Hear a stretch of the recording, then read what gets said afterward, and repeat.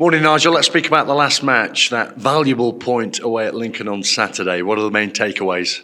Just that, Lincoln put a few goals past us, beat us twice last season, so similar to Orient, it's nice to be getting something off them.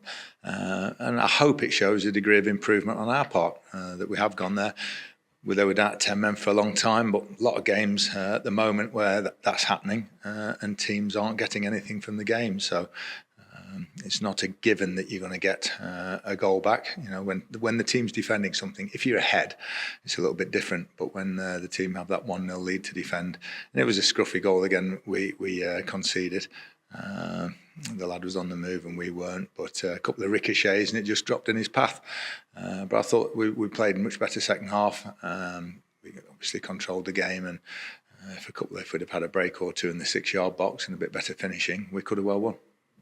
Let's move on. And on Monday, which was transfer deadline day, you made the one signing in Tyler Roberts. Would you tell us about him and how that one came to fruition? Yeah, we were aware that Tyler's been available, and also aware of how well he played against us for Northampton when he was there on loan. You don't notice players very often of the opposition because you're so concentrated on your own, but I remember seeing him certainly at their place, and he was getting hold of the ball, and you could see he had that little bit of quality, and his pedigree that being at Leeds and so on suggests that as well. And with Regan getting injured, looks like he's going to be out a couple of months. We wanted a little bit of help up front and also in that position, and I think he can do both. So hopefully he'll be a good addition for us. That's a big blow, isn't it, for Regan Hendry, because he was coming into some real form. Yeah, and just a tackle. There was a tackle on the edge of the box, caught him on the knee, got slight ligament damage, no operation or anything like that. But it is a 6 to 8 week job, which is a big blow, and he's certainly been playing as well as anybody in the last few weeks. In the summer transfer window, you've signed 11 players now. How would you summarise the business conducted? Oh, very pleased with it. Haven't paid a fee. Couldn't find the sufficient value for money out there. We bid for a few players, but it went beyond what we thought their value was. So very, very pleased with the loans and the free transfers.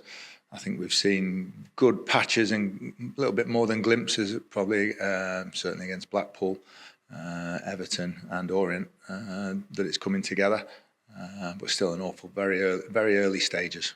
What do you have to say now that the squad is complete, for want of a better phrase, about the balance of the squad overall and the competition for places? I think we've got good cover in most areas. The injuries, again, we've got 4 or 5 out this week.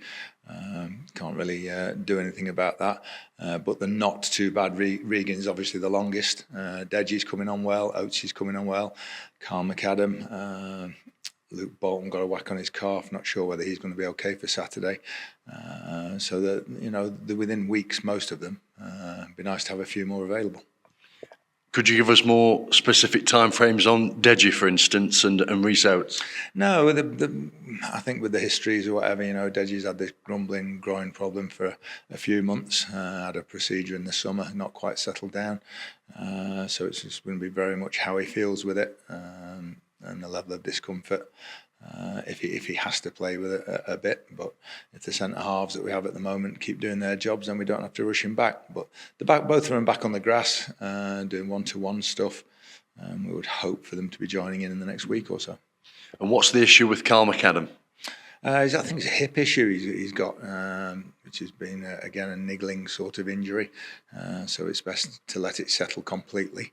And make sure he's been flying pre-season, but he'll be back hopefully in 2 or 3 weeks as well. Back to the transfer window, did you ultimately have any interest in your players? Did you have to keep any wolves from the door?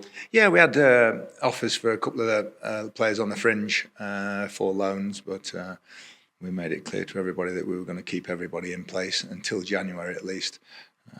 I think when you have good players and a good squad, then there's always going to be interest in them. To fit in somewhere else. No, we want to keep everybody intact for now. A lot of games coming up, with the Virtu Trophy as well. FA Cup coming up. We've had a couple in the League Cup already. So we'll look at it again in January.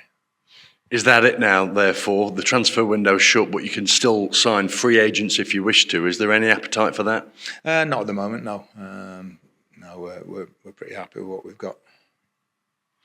Moving on, let's speak about Joe Gardner, because he's been back in the squad recently. Yeah, been a big boost. We've only seen Joe for a session or two in Galway before he got injured playing against Sligo. So it's good to have him back. And again, he showed some very good things in training, and he'll certainly be in the 18 again at Wycombe, and he'll start against Harrogate. Let's look ahead to that match at Wycombe Wanderers on Saturday. It's always a test down there, isn't it?